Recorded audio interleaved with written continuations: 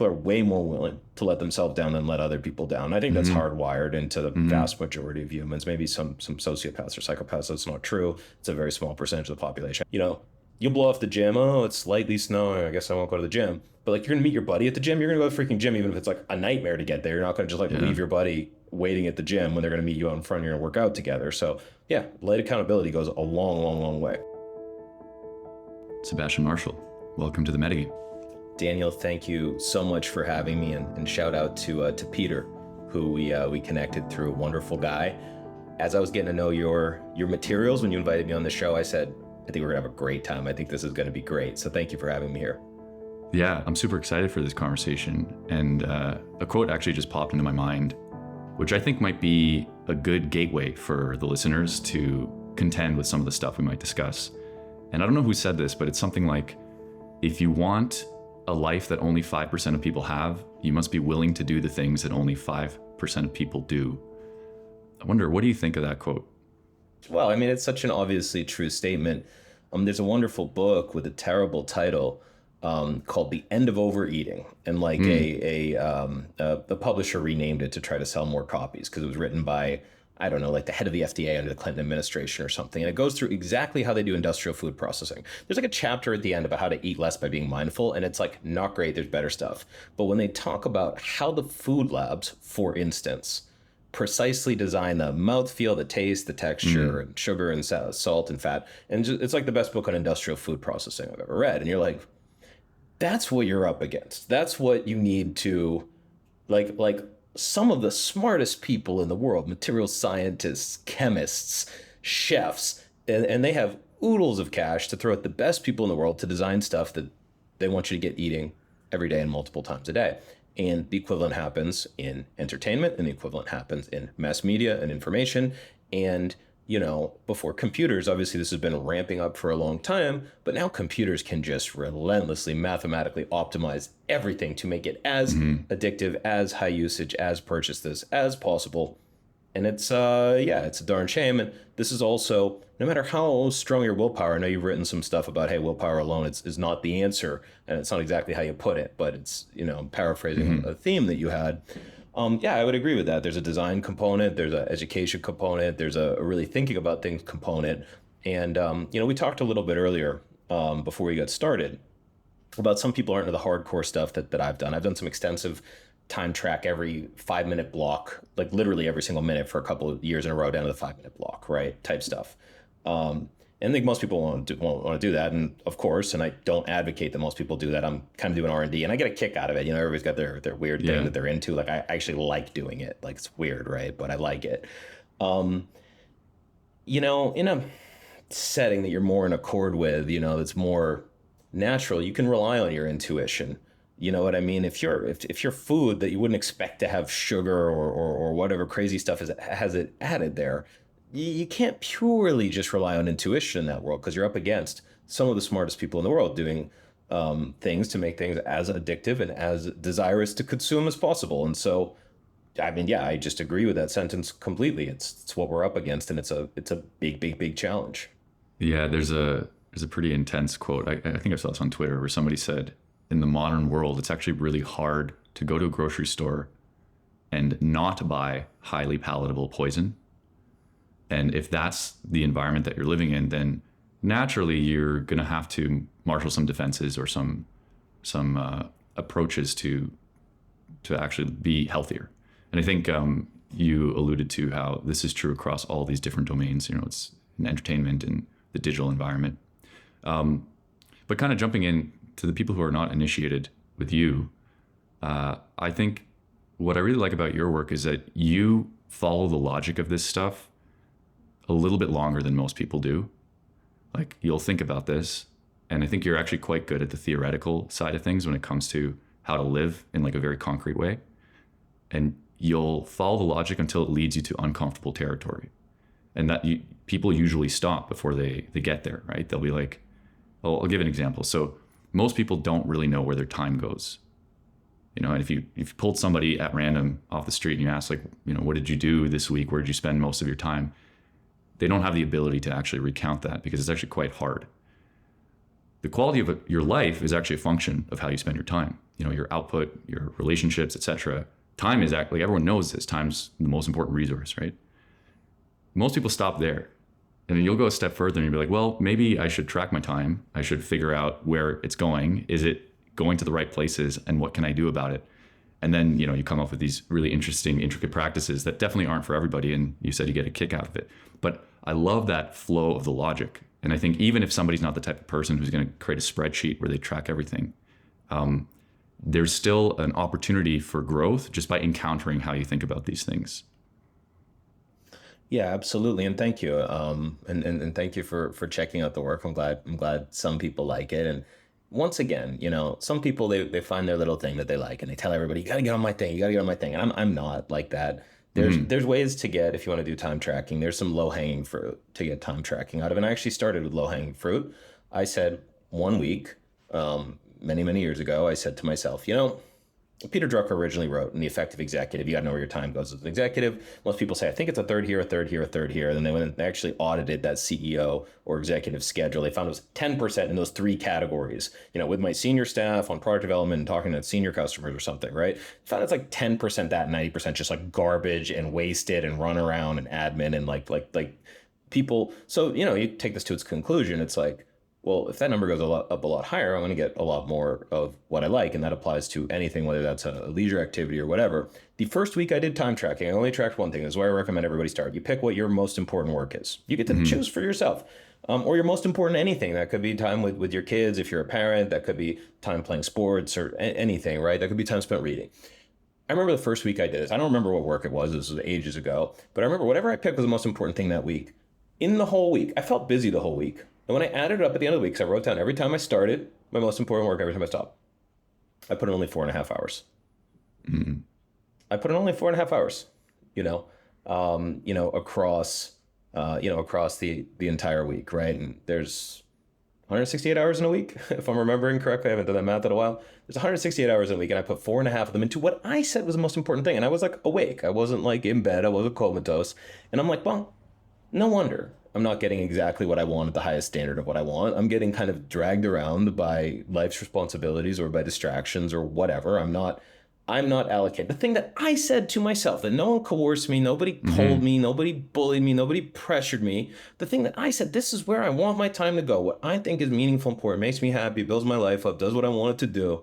I put in 4.5 out of 168. And I'm like, man, that ain't going to cut it. So I started trying to get that number up. And I mean, lo and behold, when you put time into the thing that you want to be putting it into, that's not everything. You need to get some good associates and friends and colleagues, people you can learn from and share with. You need to manage your resources. You need to build your skills. It's not the whole game, right? But it's a big part of the game is putting your time into the things that will get you what you want. And you do that. So that number goes up, your life gets better almost entirely. There's little oscillations. Maybe the stock market's up or down or whatever. But you put your time in the categories that are really meaningful, important, building your life up, life goes better. So I just did that for quite a while. Eventually I started tracking everything, and I just got such a kick out of it. And I'd get so much gains. I'd do more of it and I'd get more gains. It was really enjoyable. I had a great time doing it. It was like, people were like, that sounds difficult. I'm like, no, it was great. It was great. But yeah, I mean, just getting that number up, I think most people would be shocked at how little they put into whatever they would classify as the most important thing. Yeah. And if someone's life is stagnant, that's very, very often why, if there's not any external circumstance, if they're not recently in a car crash or an illness or some such, usually it's about allocating more of the time into the category that you want it to go in. Usually gets you where you want to go. Yeah, you actually said something subtle in there that I want to highlight, where by monitoring this, you started to get some more gains, and you monitor again, you get more gains. And what I interpreted that as was you basically got into an iterative loop. And I want to highlight this because, we all hear the importance of nonlinear growth or compounding, or, you want to compound your money, your wealth, but you also want to compound your time wherever possible. And I think the way to unlock that, in the personal growth context, get closer to the goals that you have, is to involve some form of monitoring. Otherwise, you're not going to get this iteration. How can you iterate if you don't even know where you are? How can you reallocate your attention, your efforts, if you don't even know where it's going to begin with? Yeah, 100%. Firmly agree. And by the way, a big thing that I'll say is I think most people, if they start time tracking, a big mistake they make is early on they try to focus on what they don't like doing and suppress it. Right. That comes later. Do that. You already spent 168 hours last week doing something. You were doing something. You allocate every single one of those hours, right? If you redeploy your time into higher value areas, it will naturally must subtract from other categories, right? And so as long as you're Mm-hmm. not subtracting from the other good activities in your life to do this, right? As long as you're trying to just keep it even, do you know what I mean? Evenly pulling from all the other time, but probably from the garbage time, the bad time will go down. But here's the thing, right? If somebody spends 2 or 3 hours on their most important thing of the day, their PhD candidate, they really focus really hard on their research and they're writing their PhD, and so on and so forth. That's better, in my opinion. That is much better, in my opinion, for them to do that and then watch Netflix for the whole rest of the day or play video games for the whole rest of the day or otherwise screw off in a way that they're very unproud of at the end of the day.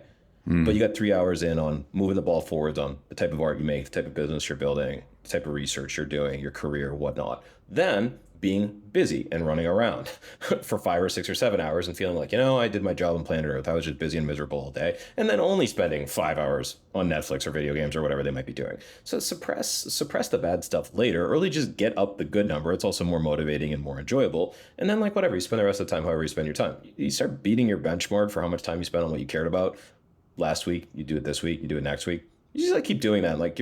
It gets pretty good pretty fast. And in the bad time, eventually it's worth building some suppress protocols. I built all kinds of elaborate computer won't connect to certain website things and got really clever about it and stuff. And that's fun because, back when Facebook was a cool thing that people went to addictively. I don't know if you remember this. It was a while ago. Facebook was really cool. If there's any very young listeners on the show, Facebook was cool for a while. And it was cool people went on there and it was cool. I don't know. This is very hard to believe, but it's true. Yeah. I'm not making this up. And you just type FAC in your browser and hit enter and it would auto. I still have the muscle memory of doing that. Done FAC, that thousands right? of times. Yeah. Yeah, so you could put on an app like the Mac app Self-Control, which you could block a selection of websites for a while. So you could do that to suppress Facebook. But here's the thing. If for whatever reason you got in some creative block, some procrastination, I'm scared to do the thing that I want to be doing thing, you get off Facebook, you wind up on YouTube. Okay, YOU, enter, whatever, block YouTube, fine. Then you block YouTube, and then you wind up, and eventually you wind up on a little bit higher time.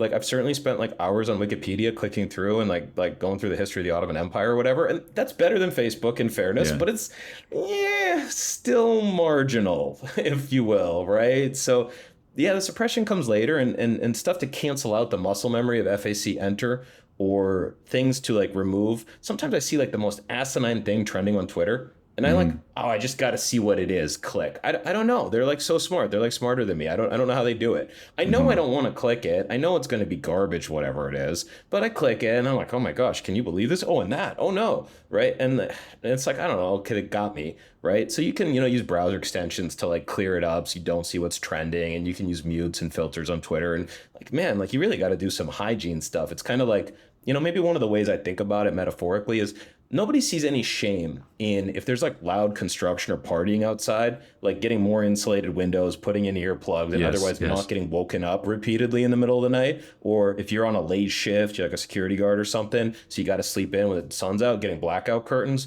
Nobody sees that as shameful, that the stimuli from light or noise disrupting your sleep or your day or whatever. Nobody sees that as shameful. People are I should just be strong enough not to click on the crazy freaking thing that is algorithmically optimized to get me to click on it and spend my attention on it and get a reaction out of me. Man, it's just getting blackout curtains or earplugs. It does make sense to fence that stuff away. But even if you do, you still got to then go write your novel, go work on your business, make the sales call, do the product development. You're the back-end engineer that doesn't like to do the front end. You got to make the front end, man. People need to be able to freaking use the code and no, it looking really ugly and janky. No, people won't use it. You got to learn enough of the stuff to make it usable and make it pretty enough that it's up to standard.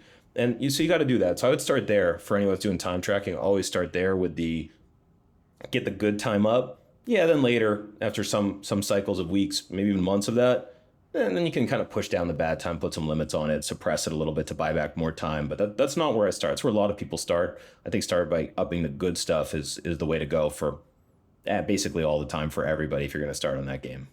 Yeah. Yeah. What comes to mind here is these are really compelling tactics. There's really good strategies out there. There's, the templates that you guys offer at Ultraworking.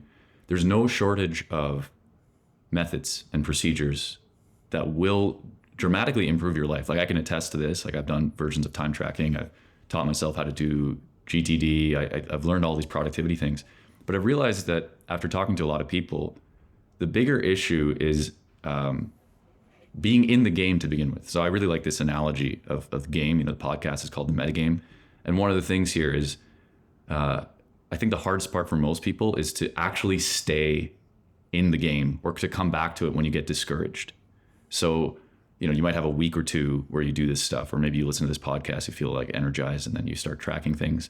But inevitably there's going to be discouragement. And then at some point you're not playing anymore. And then maybe many months go by and then something bad happens and then that prompts you back into the game. So I'm curious, just from what it looks like with everything you've done with ultra working, and you've been in this for a long time. Like you've written books on how to work, on how to think about these aspects of your life, these practices. What is it that keeps you in the game?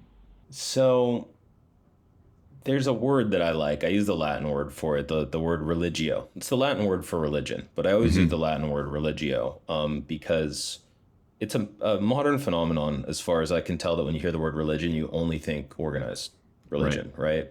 So I borrowed this from a English physician in the 1600s or so. He wrote a book called Religio Medici, The Religion of a Doctor. And he was talking about his personal views on his faith, and he was a Christian, not of any particular denomination. He's like, hey, I read the Bible, and here's how I think about it. I happen to believe there's a tautological argument in one of my favorite books, Carlyle, on heroes, hero worship, and the heroic in history. Incredible work. It's a Victorian work. It's a little bit of a slog to get through. And some of Carlyle's works, he's Victorian. He was anti-capitalist, anti-democracy, had some very unpalatable modern ideas. So I'm not endorsing Carlyle. I love On Heroes. I think it's a beautiful work. Historiography, the accuracy is sometimes wrong. It doesn't matter. It's a beautiful book.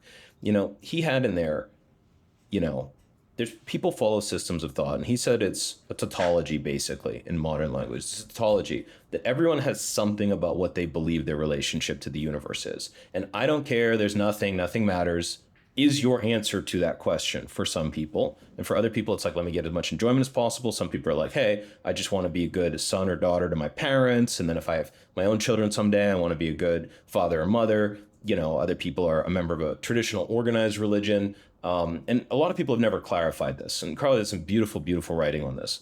So he goes on to make this argument tautologically that everybody has some relation to the universe.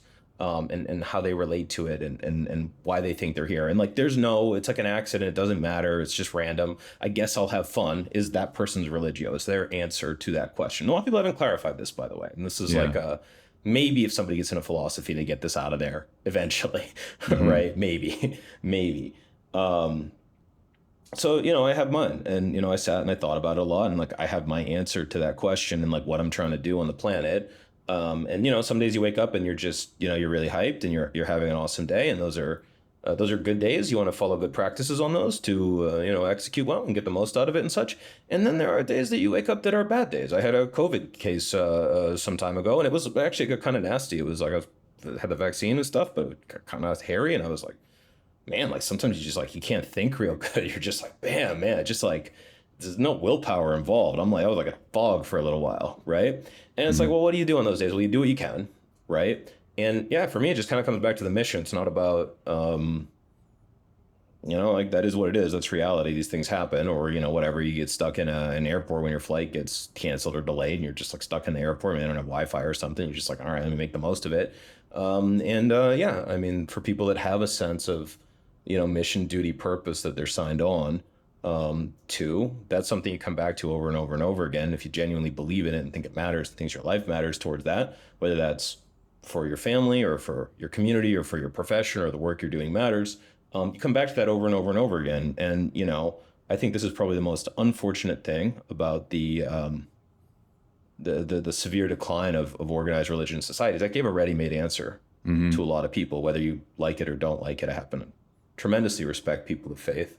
I think it's great. And I think a lot of people think it's not great. And they can point to a lot of reasons why various faiths have some downsides. Sure, of course. But you had a ready-made answer, which is like, I'm doing God's work. Do you know what I mean? And like, I'm having a bad day, but like God decided that I would have a bad day. And this is a chance for me to prove myself in it. And if you don't have that, if you don't have the out of the box answer, like I would highly encourage you to go look for one. Not you, the listener, right? Go look for one, because who gets out of bed and like does their best is somebody who really, really, really believes that there's like a creator of the universe who loves you and wants you to be happy, but is going to judge you. And if you waste these gifts, then you're going to burn for all of eternity if not you're going to paradise. That's very motivating, even when you're not motivated. And when it's like, screw it, it's just a materialist world that we live in, like whatever, it's just atoms and whatever. When you're on that, it's like, well, all right, like, nothing will happen if I don't get out of bed today, and that's perfectly fine. So I think people that have purpose, and that might be an actualized purpose. A lot of people don't know actually what their thing is. There's some people that really just find a beauty in their work. They do craftsmanship. You think about traditional furniture makers. Some people like make this beautiful furniture in like traditional methods, and it's like beautiful. I'm like, that's why they live. I know there's the famous sushi documentary guy. I haven't seen it, but everybody tells me I'd love it, and it's like my type of thing. Right? This guy just loves to make the sushi, right? And like that's probably that too. So yeah, I mean, we talk about purpose and stuff, but these words get watered down and stuff, and heaven help us if the word religio ever becomes common. It'll become useless again. It'll have a bunch of pop articles about it, and then it'll be not helpful anymore. But I like that, and I think everybody believes there's some reason that they're here in the universe, and if you have some mission-like thing that you're on, and then that is very compelling, regardless of what your biochemical or mood levels that day, or if you've gotten the novel coronavirus exposure recently, or you're just having a bad day, whatever. People get the flu, or there's loud noises outside and you sleep bad, whatever. That stuff happens to everybody, and it keeps you going on the days that whatever. One other thing that I'll say that I think I said this, and this seems to be really meaningful to people, surprisingly so. I've said this to many people, and it's like surprised me how meaningful it was to them. I'm more proud of myself, and I find it more admirable to have an average day when I'm way below average than when I have a great day on a great day. Yeah. It's like easy to have a great day on a great day. You still got to like not screw it up. You know what I mean? But when you're like, man, today sucks. You wake up with a pounding headache. Maybe you didn't drink enough water yesterday. You got, whatever, you're dehydrated. And then you get up and you like do okay. You don't go backwards, you go forwards. I'm like, man, that was great. I had like, I woke up in a D- day and I put up C+ performance. That is just outstanding. And I don't know, most of the people I know that are successful, it's not that they don't have bad days. It's they put up on a day that they're feeling an F when they wake up, they put in a C+ or B- day. That's how you win the game, really, or parts of it rather. Yeah, I mean, there's a lot you said in there. First, just highlighting this last point, and connects to something we were talking about before we hit record. I think it's very important to celebrate your W's, like know what's a win and then acknowledge it. And what you just shared has quite a lot of wisdom to it, because most people wouldn't recognize that that's actually a W, like having an average day when you're feeling like shit. And so they don't even give themselves points for it. And what happens is it's not reinforced. So neurochemically, they're less likely to do it again. In fact, they might even punish themselves. It might be like, oh, I had a C- day or C+ day. And that's just like adding insult to injury.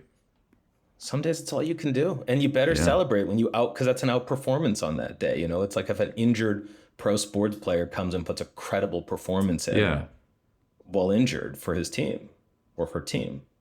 It's great. It's like you did what you could do. You give it everything you got, and then whatever. And then after that, inshallah, God willing, right? As the Muslims say, right?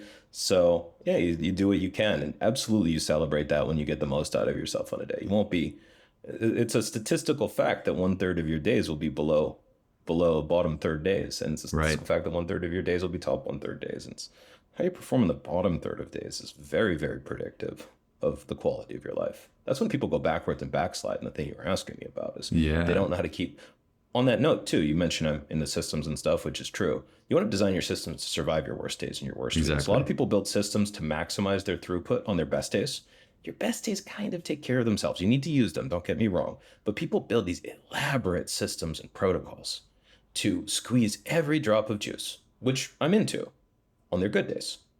These systems become inoperable if you have a splitting headache, or if you're a little bit low, or some crap is going on. So you need your systems either have like safe fallback and rebuilding positions, or otherwise have defense mechanisms and such for your bottom. I mean, you'll have a bottom 1% day 3.65 times per year. Like, what's going to happen to you on that day? That's like a boring statistical fact. Do you know what I mean? So like, if your systems only survive the top 99% of your days, you're going to go on average a little less than 100 days before your systems break. Yes, this is something I encounter a lot. So I do productivity coaching, and I'm launching a course this winter specifically geared towards this, because I notice that a lot of people, they'll learn GTD or personal knowledge management or something like that, and it only works like a small percentage of the time, because it's really just designed for like this idealized platonic form of their life.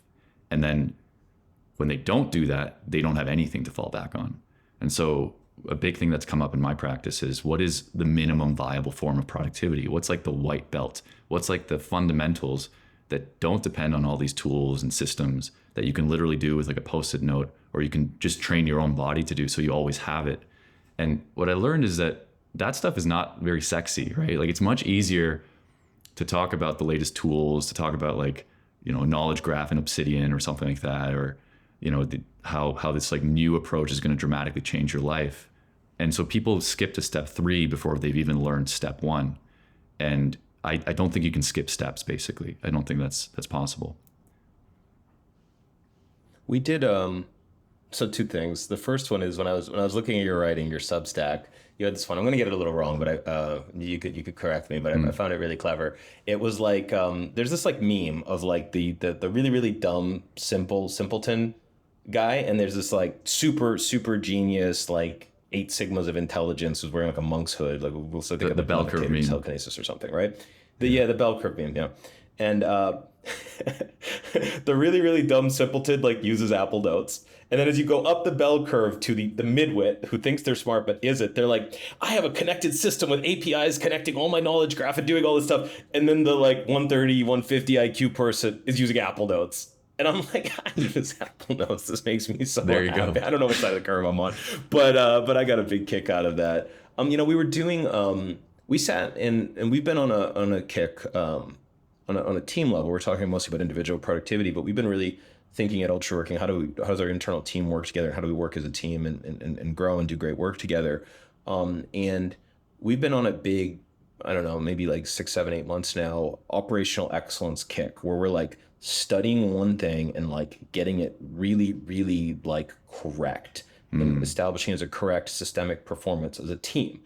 And then it like takes a while to do. It like takes longer than most executives want to do or feel like they have time available to do and patience to do, with like trying to go as fast as you can, but like it might just take 3 weeks to install this if you're fast. Do you know what I mean? And but I was looking at kind of the meta aspect of installing systems and what's needed. And there's the tool, obviously, of whatever you're going to install. You need to pick the right tool for the job. But when I was thinking about it, I feel like a lot of people skip the other aspects. Second thing I had is theory. People need to have the theory of why they're using the tool. Whereas a lot of times people are like, let me get this cool tool and let me use it. And it's like, but what exactly will that do for you? Because most type of tools can produce different types of gains.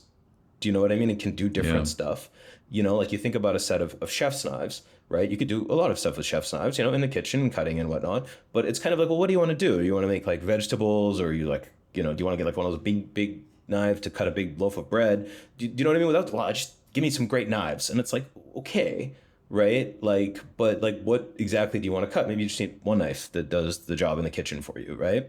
So what's the theory? And having everyone have the same theory on the team. But as an individual, people try out a tool, but they're not like, here's what I want. There's movies or books or passages that give me a lot of joy. And then I'm like, I should reread them, but I don't. And then sometimes I randomly do. And like, I want to get those things and relive them and experience them more often or something. Like we could design something. If that's like something you genuinely wanted, you could design something to get that. But someone's like, I just should have this system. It's like, well, why? Right? Theory.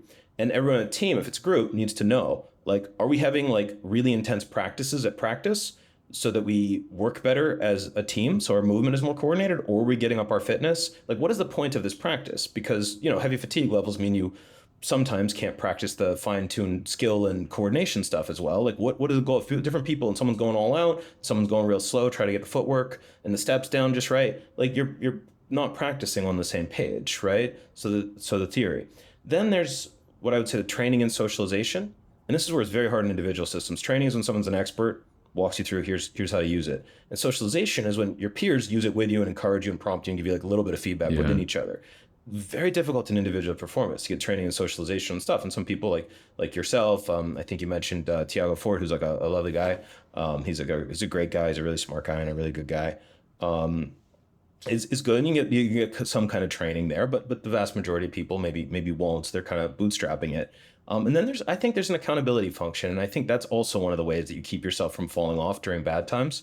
The one thing you on the show notes, you said, hey, I might metaphorize you like for knowledge work, you're like an athlete. I'm like, okay, I could roll with that. You said that when we were starting. I'm like, I could roll with that. That's flattering actually.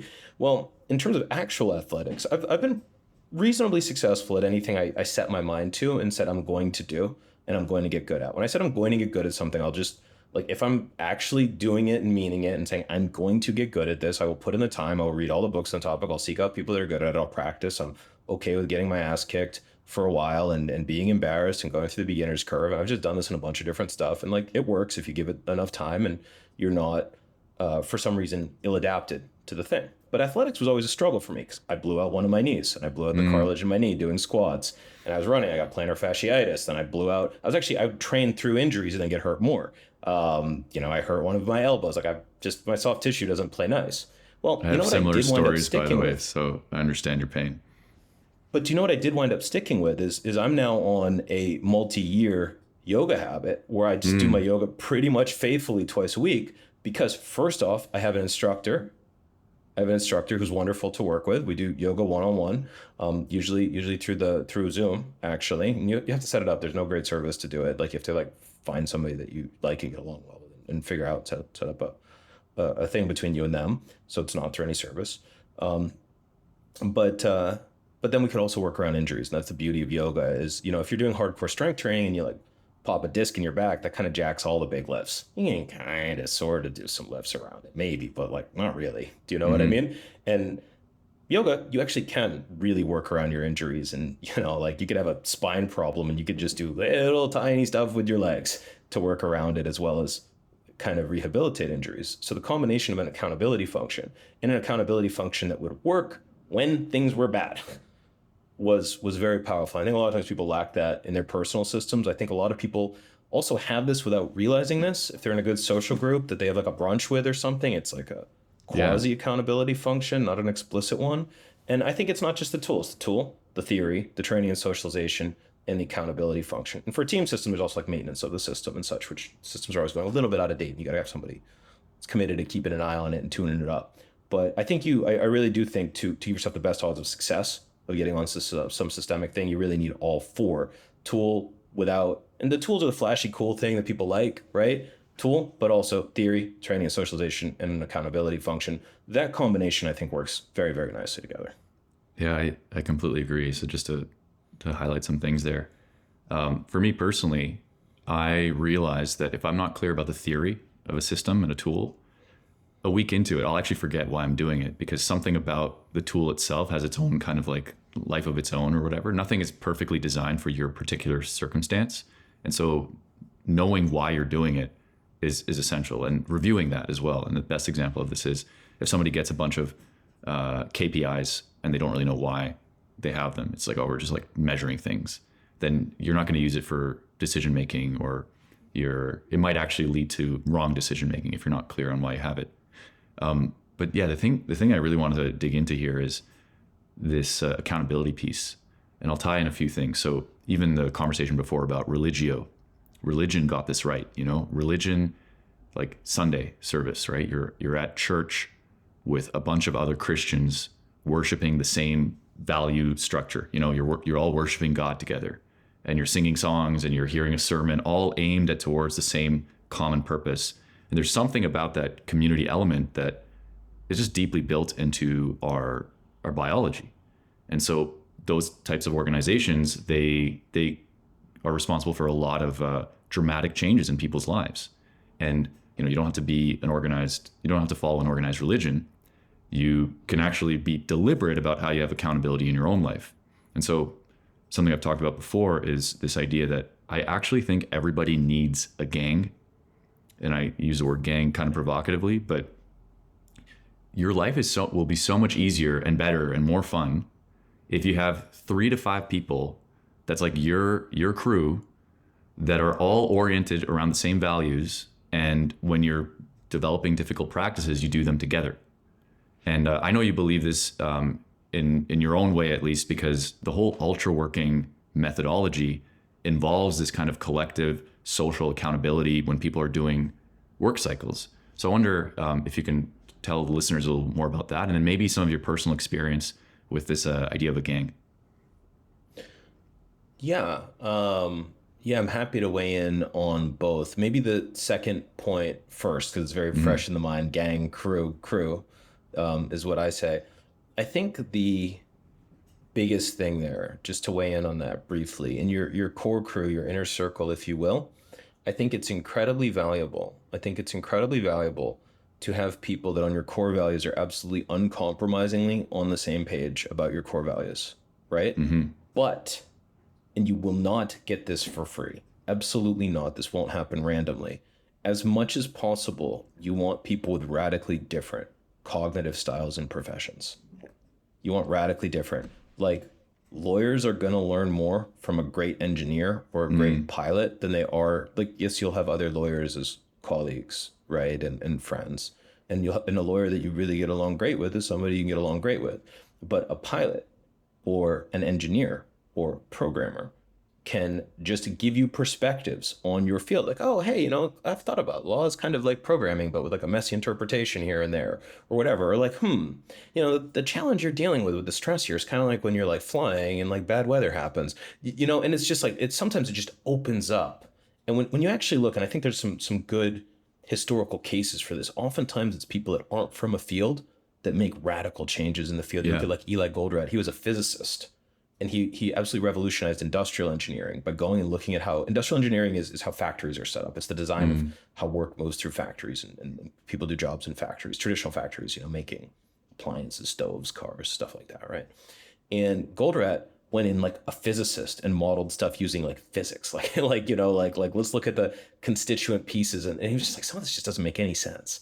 And like there's some ways about how they were calculating stuff that was just false. The book The Goal by Eli Goldratt is a wonderful, wonderful business book, sold millions of copies, which is, it's rare that a book that sold millions of copies is also like a great book. It's wonderful. So I think that's something to really search out for and prize. And it won't necessarily happen organically. If you're an attorney, you might need to go to a conference on people doing cool stuff in medicine that are just open to the general public. You're like, hey, I'm just into this, or I'm just like, whatever. And then you look for people with shared values and enough overlap. And those can become some of your really best friends and advisors that can check your thinking. Because people that are cognitively very like you, maybe they're very fast processing, or maybe they're very deliberate processing, they're going to come up with different answers. If you're methodical and deliberate, you're in operations, you make the plan or run the plan, then you'll be missing opportunities to just go fast, jump on things, kind of do reconnaissance and force, if you will, by just jumping in, see what happens, minimum viable move. And the people that are fast processors, they get an idea, they can like test it out really quickly, they can act on it, sometimes won't put the foundational pieces in place, they won't build a little bit slowly when that's, in one of those video games, like one of those real-time video games, there's people that build the base slowly and wait till they have the overwhelming force, the optimized economy. There's people that are like, all right, I got like 2 soldiers, let me send them out to go just make havoc on the other side, right? And like, be great if you knew both those styles a little bit. They're different, called for at different times. So that's my quick thought on the crew, and we could talk about that more. I think Aristotle and Nicomachean Ethics did some wonderful writing about friendship. Yes. Might be worth talking about, and he did some really wonderful analysis. Still just reads very, very true. Human nature hasn't changed that much since then. So Aristotle has some wonderful stuff on that. As for group setting stuff, I mean, there's an interesting thing. So one of the things that we do, which I think works pretty well for us, is we try to build technical interfaces that we learn all the best practices. We're hardcore R&D people. We read research papers. We talk to people that are at the tops of their field. We try to figure out what they're doing. And then we run like hardcore, crazy experiments. Like not like dangerous ones, but like tracking your time down the 5-minute block for multiple years, stuff, right? And do a lot of stuff like that. And most of it doesn't work. I don't know. Like if I'm being generous to ourselves as to what we count as an experiment, like 1 out of 6 things works okay. And then some of those are winners, right? And then we try to build the really kind of the 80-20, if you will, interface or tool around that adheres to as many of the best practices, but is usable. And you don't need to be like a freaking, biochemically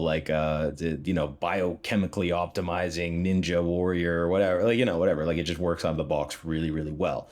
And I think that's valuable. And yeah, we tie together with like light social accountability. So at the work gym, we do live work cycles, right? So we have some sessions of 4 hours. You show up, there's a moderator there hosting work cycles, other people working alongside you, there's video camera on, you get the work cycles interface where you plan your work through it. Like works pretty well. We got some software version you could do in a spreadsheet. We also have a software version headquarters that you could do.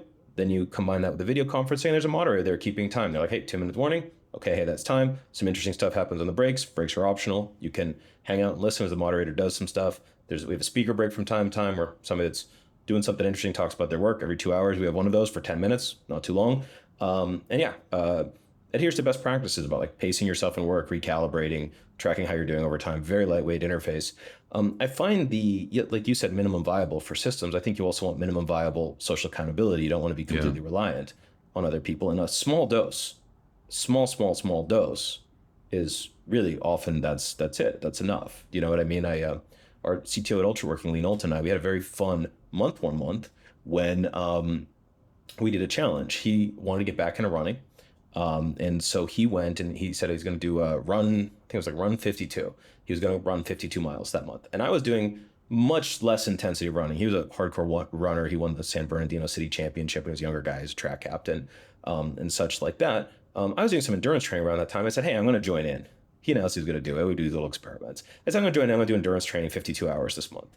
And just like, I just take a photo at the end of my endurance training session, like, hey, I hit a bike this time, or I put on a rucksack, I did a march or whatever. And just, there's a chat channel, and Lee and I are just posting it each day. Just, he's sharing his runs, and here's how my run went. And I'm sharing my endurance training. Here's how my endurance training went. And yeah, it's just way better than doing it solo. I actually got injured mid-month, by the way. I actually got a little injury. I blew my ankle out a little bit. And you know what? I still finished by 52 hours. I had to work around it. I found alternative activities to do. Started doing laps in the pool because you could do that while you're injured, because and like nothing was going to happen, you know, whatever. Lee's, you know, not going to be like, you know, there's no obligation for me to continue per se. Lee would have been very understanding. I got injured and like, who cares, right? But like, hey, that's like my colleague and my good friend, and like I don't want to let him down. He's counting on me, and he got a big boost. It's like, oh man, Sebastian like blows out his ankle, takes a couple days to sort it out, and then gets in the freaking pool to figure it out and to keep moving. Then I better, you know, I can't blow off my running, and he would have gotten done anyways. But you know, that kind of light social accountability, you know, quote that I think is true, a little expression I think is true. I think people are way more willing to let themselves down than let other people down. I think that's hardwired into the vast majority of humans. Maybe some sociopaths or psychopaths, that's not true. It's a very small percentage of the population. I think 90-something% of people are far more willing. You know, you'll blow off the gym. Oh, it's lightly snowing, I guess I won't go to the gym. But like, you're gonna meet your buddy at the gym. You're gonna go to the freaking gym, even if it's like a nightmare to get there. You're not gonna just like leave your buddy waiting at the gym when they're gonna meet you out in front. You're gonna work out together. So yeah, light accountability goes a long way. Yeah, and I used to think of this as a weakness, like a character flaw in myself. I noticed that the most disciplined periods of my life always involved some kind of accountability. And I thought, oh man, I should just be able to be self-disciplined, right? I should just be able to do this stuff on my own. And in the last few years, I realized, you know what? Like, no, like it's actually better to do stuff with friends. If I'm wired this way, I shouldn't fight it. I should just work with it. And so I got very deliberate about bringing people into my life who had the same standards of excellence and who wanted to do the same practices. To make this like really concrete for people, you know, I've said this before, and oftentimes people will say, well, how do I get started? Or what if you don't have a gang, or you don't have the friends for it? And I think like the very, very modest next action you could do if you're listening to this is think of somebody in your life that you have a reasonable degree of trust with, someone that you're comfortable being a little bit vulnerable with, and just text them, like you could do it right now, that you'd like some support with a goal. And then do it for 2 weeks. Just say like, hey, listen, I'm having difficulty going to the gym, or difficulty meditating every morning or something. I'd like you to hold me accountable to that. And just make an agreement with that person, and then invite them to do the same and support each other. But make it time bound, make it only 2 weeks, and then see what happens.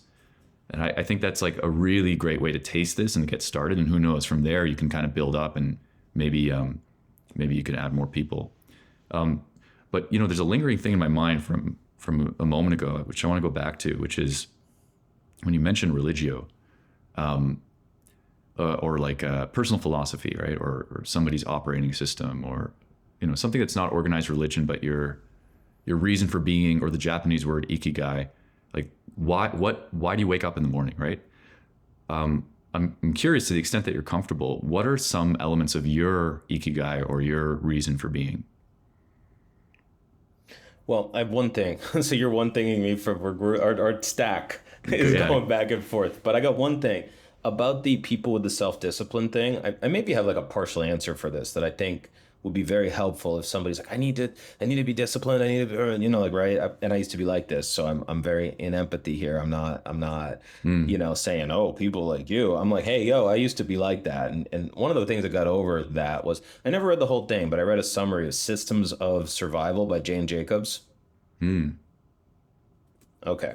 She posited that there were, so syndrome's a neutral term. It's often used in medicine to be like you have such and such bad syndrome. But syndrome is just like a collection of stuff that occurs together, right? So you could have like prosperity syndrome, like whatever. Like Right. it's not how it's usually used, but syndrome is a neutral word.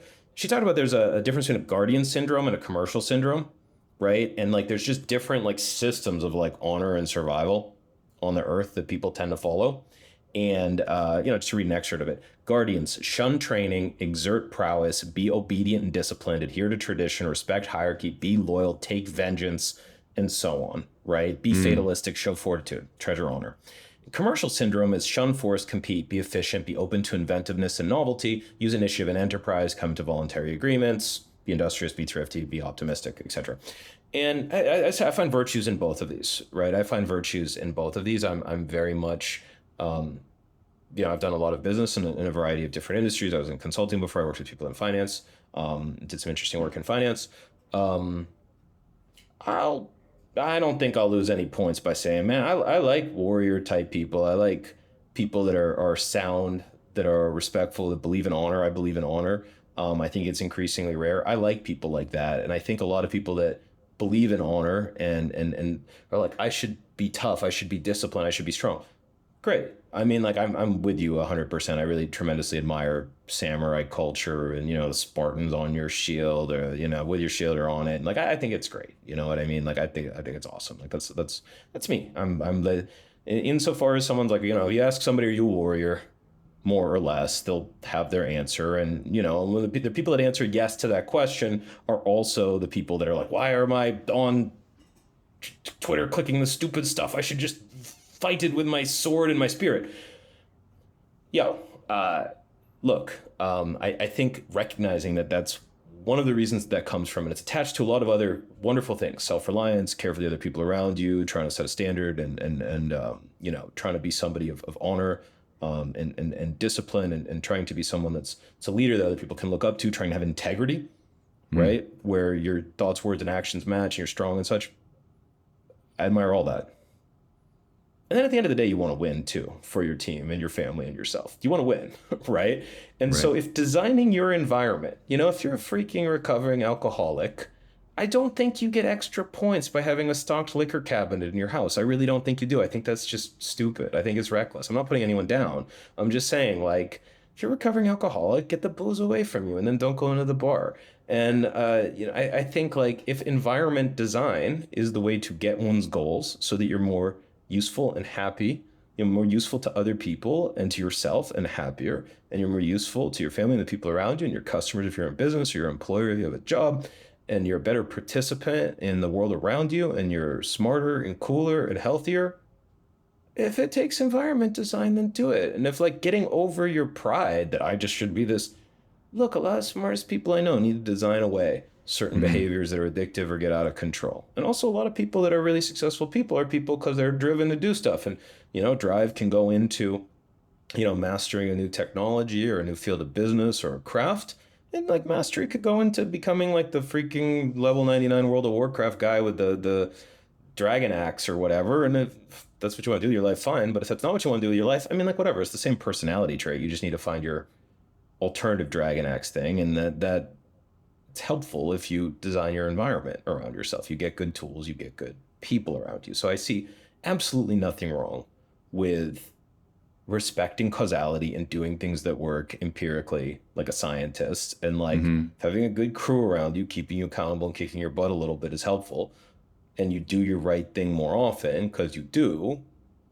What's wrong with that? There's nothing wrong with that. And I don't think you get bonus points for being harder, and certainly you don't get bonus points for failing, by being tough guy or tough girl that's lone wolfing it, and I'm self-reliantly failing. It's like, just get somebody to help. People want to help, especially if you're a good person. People want to help you. And if you're a good person that's young, that ain't figured it out yet and ain't got your people, you're gonna have to meet more people, unfortunately, than you think you're gonna need to meet to find really good people. Like, it's like a sad thing. That's once you get into like a nexus, once you have like 3 or 4 people that are great people in your life, then you're good. Then you just meet each other's friends and colleagues. Then you're good. And I haven't thought about this in years. I thought a lot about this in my early 20s, and I haven't had to think about this in years, right? But yeah, As for me, what drives me? Yeah, a lot of things. I sat down one day and, I rarely talk about this. I rarely talk about this. I did once recently because I got asked. It's weird. I'm being asked about this more often in the very late pandemic era. Like normally someone doesn't ask, like, hey, what's your moral orientation towards the world? I'll bring up that I think it's important, but I'm being asked about it more often and people seem to care more often. I think people are like looking right now and I have some thoughts as to maybe why. But, I'm getting asked more about it. I'm always hesitant to talk about it. It's kind of it's a little bit of a personal thing, but also can sound pretentious. I'm not trying to, but like you asked, so I'll tell you. This is factual. I've got this written down in various documents. This is what I try to live by. One day I sat around and I'm like, I don't know. Philosophy means love of wisdom, and I did that for a while, and I read a bunch of philosophy stuff, and it was like, man, the yield on philosophy is like really bad for the first like 5 to 7 years, and then it like takes a while to get to anything of value, right? I don't know, maybe some people get like a really good professor or something. I didn't, but I really thought about it, and one day I was like thinking like, what do I want to do with my life? I don't know. Everybody probably thinks about this eventually, right? And it's before I'd read Carlyle, and so I didn't have that framework of it. I said, what do I want to do? And I really, really thought and thought and thought and thought and thought. And eventually I said, I think there's some things are right and some things are wrong. And, every now and then someone like thinks they're like cool kid by like, oh, there's no morality, dude. I'm like, really? So if you could get away with just punching someone in the back of the head for momentary enjoyment, you could just deck them and you're not going to get caught by the cops. And you would enjoy it. You wouldn't feel bad. You just do it and screw them. No, dude. I'm like, why? They can't say it's wrong because they don't believe in morality, right? But like, it's because wrong, right? Yeah, cool. Like we know this, right? Like taking somebody that's been like really good to you and treating them really bad for no reason is like wrong. Like we know this, right? At least I believe it. Some people don't. I believe in morality. I believe some things are right and other things are wrong. So if you believe anything's right and wrong, where I got into trouble is like, I don't know what's right and wrong. Sometimes the levels are flipped where like, this looks like a nice thing to do, but actually it's harmful systemically. But like actually, like if we were to do it more in an organized way, then it'd be very helpful. It could be very confusing, and then prioritizing the different things that matter. So I really, really thought about it. I'm like, I strongly believe in right and wrong. And I don't know, like what's a better use of my time? Like saving the rainforests, or like improving the technology levels in the world, or like helping kids learn real well. Like I don't know. I learn really well. I should be grammatically correct. I'll talk about learning. I didn't know. But I was pretty sure that there was right and wrong. And I'm like, I really thought about it for a while. And I said to myself, if a solar flare went off or an asteroid hit Earth and took out all life on Earth, maybe it gets a little heavy now, but if that happened, would it matter how much of the rainforest we'd preserve before the solar flare hit? Like everyone has their answer to that, but mine's no. You know what I mean? Like if all the life on Earth, everybody's dead, right? If that happens, does anything matter anymore that happened before then?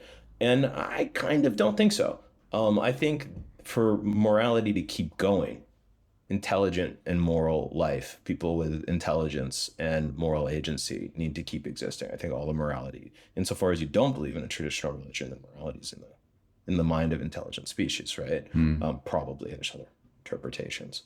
So when I thought about that, I said, so the precondition for everything else being right and wrong is the ongoing survival and existence of intelligent moral life. I said, okay, cool. I'm gonna do what I can to add some percentage points to that.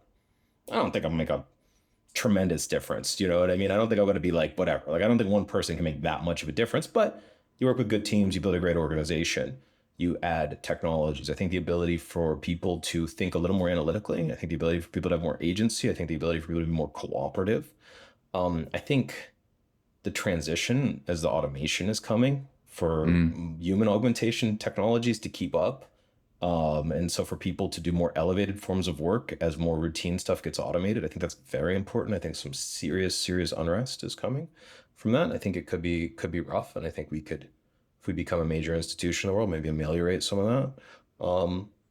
Yeah, that's my number one, is, just increase the percentage points. I think Elon Musk is winning that game by far with the cars, the space travel and stuff like that. But yeah, I aspire to have as much of an impact and work with other people that seem the same way and make a big difference on that. There's a whole long-termist community that cares about things like effective altruism, AI safety, X risk, people I tremendously admire, and do my small part to support people in those groups in that part of the world. They're really just amazing people. And by the way, if there's really thoughtful, moral people that are like looking for like a group that's still welcoming, it's not in the mainstream, it's like super hip yet, it doesn't have all the, it's starting to get hip, which is good and bad. It's good that it's getting attention, but it's bad because like, eventually it's like, like social climbers want to join whatever a thing is because it's like the hip thing, unfortunately. Right. But, it's still pretty cool. Effective altruism are good people. So yeah, that's my big answer. Beyond that, an odd thing, and you can weigh in on this as well, is, I haven't ruled out the possibility of some sort of afterlife. And it's funny. I like, you get actually heat in a lot of my social circles. Some, I'm friends with some like devout religious people, Christian, heartland of America type people and abroad. And I'm also friends with some like communists, atheists, whatever, people either in, Berkeley, California, or in, maybe in international development, that are like really not having any of it. I try to get along with anyone that's a good person. When I think about it, I'm like, I don't know. It's kind of weird that anything exists. People are like, whoa, the Big Bang. I'm like, yeah, but why was there anything to go bang? I mean, come on, right? Like, and I'm like, maybe there's something. And so I think treating life as there's a chance of that, and training yourself to be the best version of yourself, and a person that's generally admirable, that if you took a look at, would be someone that other people would want to associate with and admire by the end of your life, and be like, that's a decent person that's also kind of competent, learned some stuff, and just got the most out of what you could do.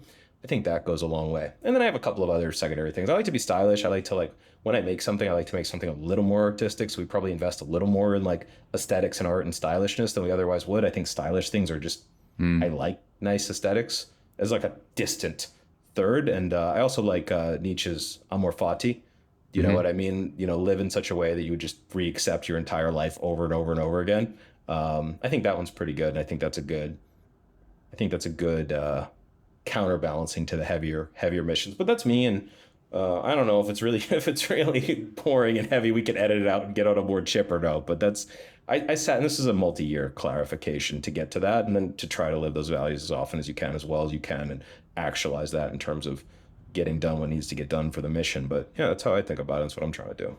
I really appreciate that. And I think it will be valuable for people to hear some of this stuff, like the operating system, the thing that, like the engine that moves everything else forward in your life. And I kind of want to connect this to a big theme that was implicit in what you said. You kind of brushed up against it a couple times. You mentioned the solar flare, or, if something's about to wipe out life on Earth, and you mentioned like the possibility of an afterlife. And I think really there's this clarifying effect that meditating on death has. If you really think about the fact that we don't know if there's an afterlife, and even if there is, it's going to be different from what this is, probably, right? So on some level, everything is precious because everything is finite. If you really get in touch with that, and people don't want to, because it's uncomfortable. If you really get in touch with that, it has a profoundly clarifying effect, and I would also say enlivening effect, paradoxically. Like if you want to feel more alive, then become intimately aware of your own death. And I want to say this because I find that wherever there's a cultural blind spot, something that people don't really want to talk about, that's where you're going to find all the gold, because it's become neglected. And I think death is a big cultural blind spot, because death and birth, actually, it's relegated to these brutalist institutions we call hospitals. There's these ugly buildings, and that's where all of modern life's births and deaths occur. And so we don't even witness it. But you can imagine, in a more anthropological environment, we would be seeing, people being born on a regular basis and people dying on a regular basis. And you'd have this connection with this life cycle of, what it means to be a human. You'd see also connect to the seasons and the environment and animals, etc. And I find that for me personally, when I think about my death, when I think about the death of my loved ones, and, unfortunately I've had real experiences that have woken me up to this. I've lost a friend. All of a sudden, what matters to me just rises to the surface, and all the bullshit starts to disappear. And then to tie this back in with what we were talking about in the beginning, it becomes obvious to me that I want to use my time better. It becomes painful to me that I'm not using my time well. And then I have all the motivation I need to do some of this more concrete stuff that I know is going to improve my life, like tracking my time. So, I think this is kind of underexplored. I think people are sensitive to not being prescriptive about worldviews. I understand that, and everyone's a little bit confused and fractionated in their perspectives these days. You have all these different attitudes to what this whole thing is, this whole life is. But I think in general, if people share their particular perspective, I think it's better for the whole. Yeah, and first off, sorry to hear about your friend. Obviously, that's it's terrible when anyone goes before their time, and they could have lived it out. And it's very interesting as well. I was a couple of stories. Actually, I don't think I talked about either of them publicly. One of them maybe, the other one not for sure. Two that are interesting. I was the second to last person to see my grandmother alive, and Mm, she's a rock of a lady. She's a tough lady. She's an awesome lady. So I remember that, and that had an impact and an effect on me.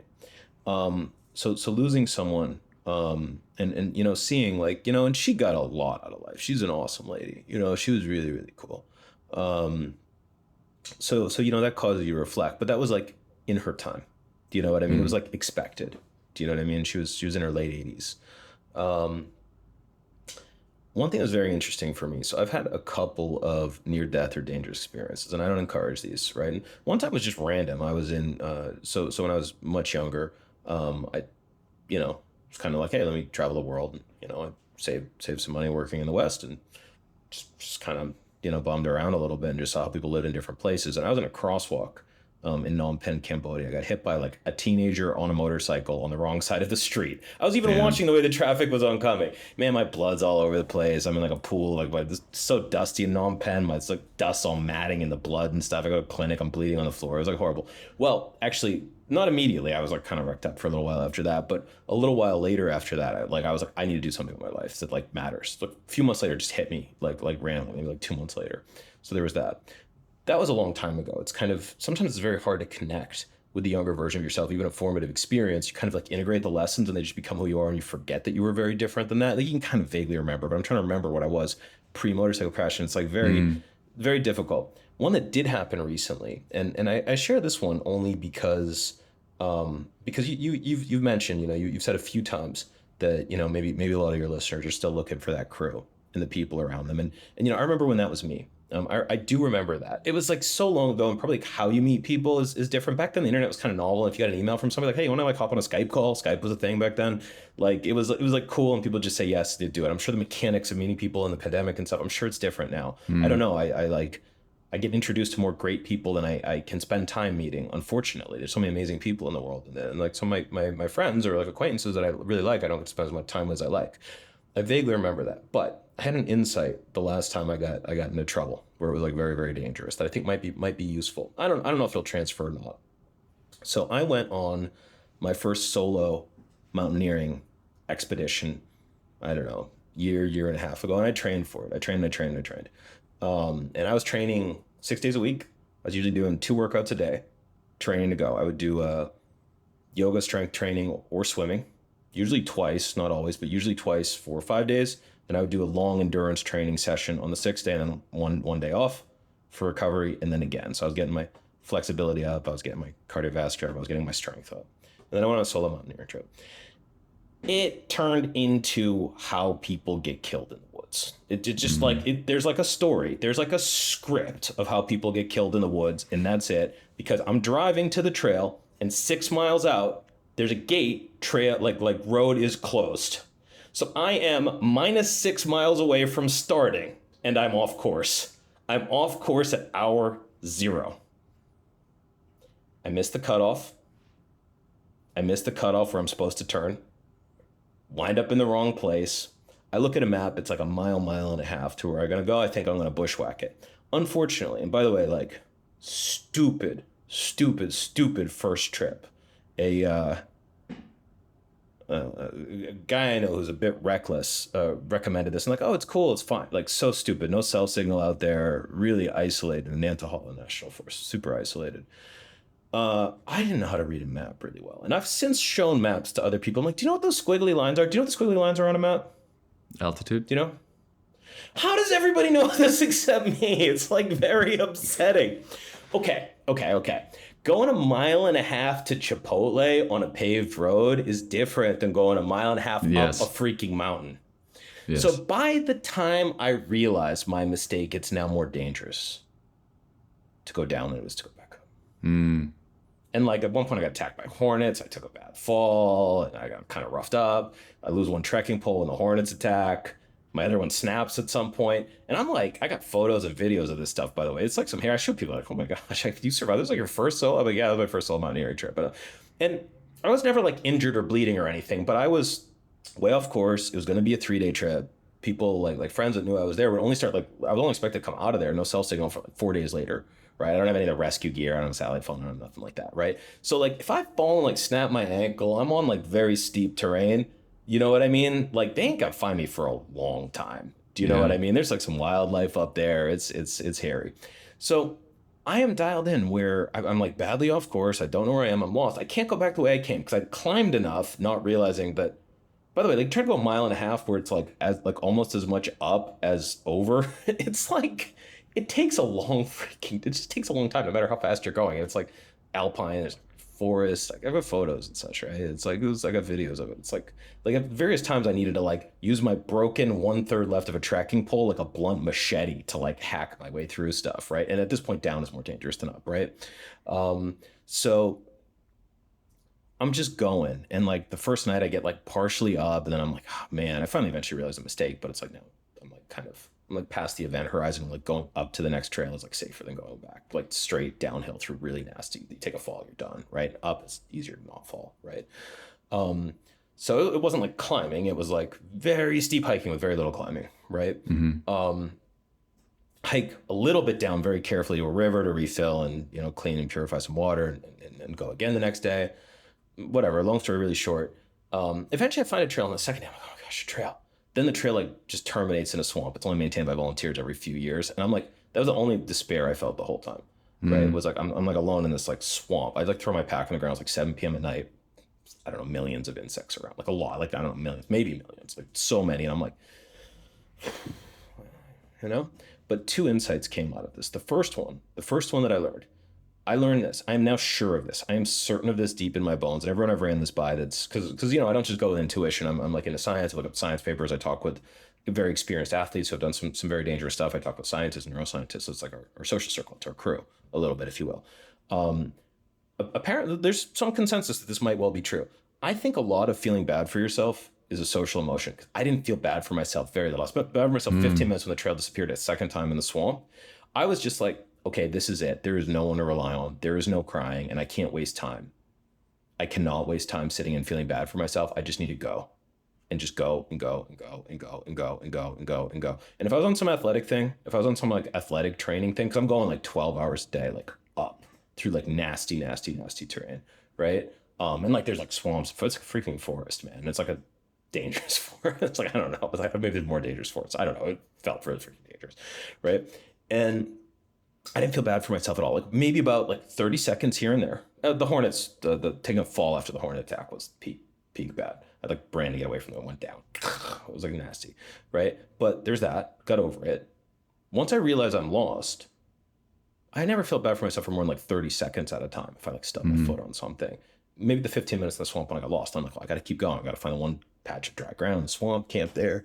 I got so lucky. It rained that night, which kept the insects off me. It rained pretty heavy that night. It's like never been so happy to be like rainy, nasty camping with like a tarp over me. I didn't have a tent, right? I was like, I didn't have a tent. I was like wilderness camping on like a tarp, an emergency blanket, and a sleeping bag, right?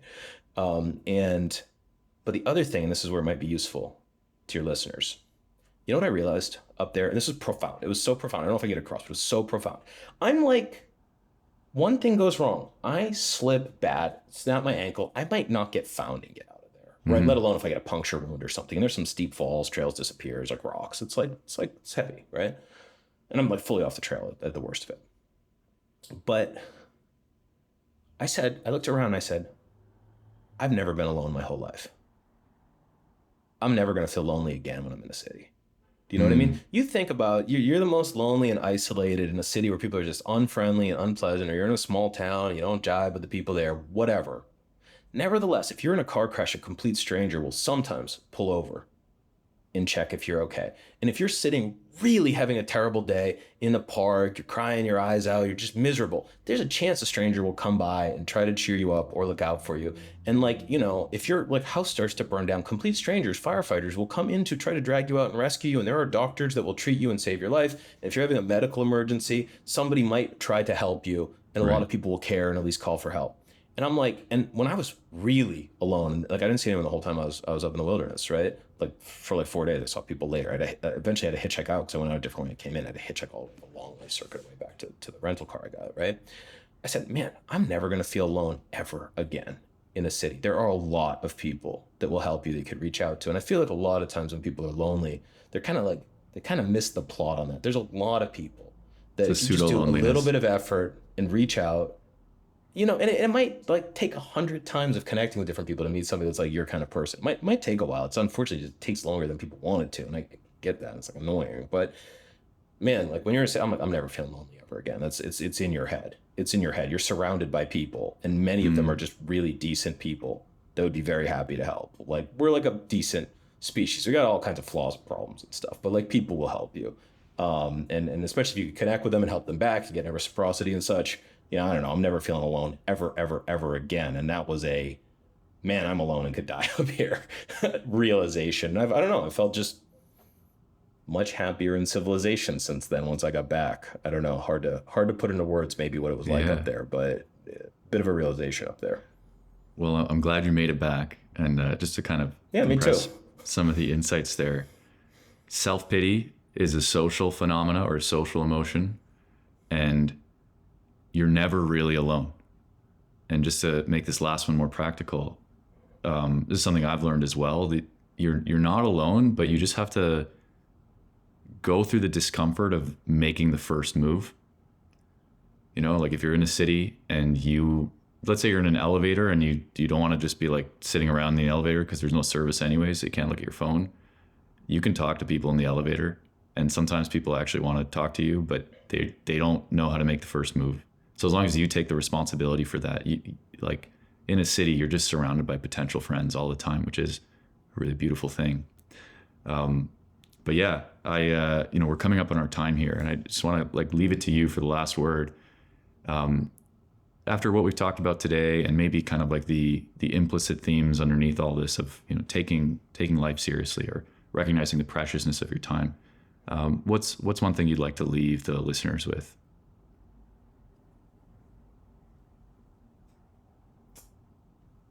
You know, we covered a lot of wide-ranging ground from, you know, kind of the landscape people are up against, and you know, some ways you can navigate that, do experiments, connect with more people, assemble a crew, maybe tap in and clarify your values and things of that nature, right? And you know, I've never regretted I've never ever regretted saying, let me take something that's an expression of what I think is right and what's valuable and what's important and say, you know what, like you said, 2 weeks, 30 days, let me go after it for a little while. Let me be very disciplined and commit to that. Let me make that the mission and just give it everything I got on that, whether that be meeting some people, whether that be just spending a little bit of time each day, on studying some great works of literature or art, trying to get to understand the craftsmanship of your field or whatever it might be at the current moment. You cover with your guests a lot of interesting and different different from like mainstream like pop nonsense. You know what I mean? Like, right, that's like blah blah blah, right? And probably a lot of people that are tuning in are thinking type people, reflective type people that want to get the most. And like, I think we can make things as practical and accessible to people as possible. I think you and I both try to do that. And then when we talk, we like get philosophical, like, hey, birth and death is sequestered away for the rest of society. I'm like, I thought about this. I think loneliness is like it's, even when you're in a city in your own room, it's like a social emotion that you don't feel if you're on your own in a desperate circumstance. Like we'll get out there, right? Because, it's rare to meet somebody else that's into and thinks about these things. And so it's kind of fun. And we do that. But, in terms of the grander arcs of life, you don't wait around for the epiphanies. You don't wait around for the insights. I was just like getting on my life and I do this type of athletic training or that type of adventure. I go travel to this place. I try out this thing. I try out yoga. Yoga was a screw it, I'm going to try it out. And I volunteered at the yoga festival is how I got into yoga. It was like a screw it. I want 3 days of going and moving some boxes and crates around. It was great, by the way, as a knowledge worker, as a CEO, just being like somebody else telling me what to do and I just move boxes around, it was like the most wonderful experience. It was like, this is great. I'm like doing a good job and contributing, like pushing this stuff around and setting up stages, taking them down. It was like so enjoyable. And then I also got to do a couple of yoga classes for free as a volunteer, and I got into yoga and I fell in love with it. But I wasn't like looking for an epiphany or waiting for one. I was just like, screw it, I'm a volunteer at this yoga festival. Also met some amazing people there, great people, the people who volunteered at a yoga festival, right? Like awesome people, right? So, you know, I feel like you get the philosophical insights and the deeper insights when you're doing things, or the rate of it is higher. So you don't wait around for those. It's good to search for those. It's good to listen to people that put out a great podcast like yours and get some wonderful thinkers on there. I like your show. I'm glad this exists, and I'm feel very privileged that I got to be on here. You've had some really wonderful thinkers on here. But then it's like, okay, how do we go out and actualize that and get on with it? And a lot of times the epiphanies come when you're in action, you're trying things, and it aggregates and adds up over time. So that would be my thought: is keep learning, keep searching for good answers, and then keep doing things. Don't wait for them to get going. If that's what some people are doing, get moving, and the answers come faster. Beautiful. Sebastian, thanks so much for this conversation today. This was a pleasure. Thank you so much, Daniel.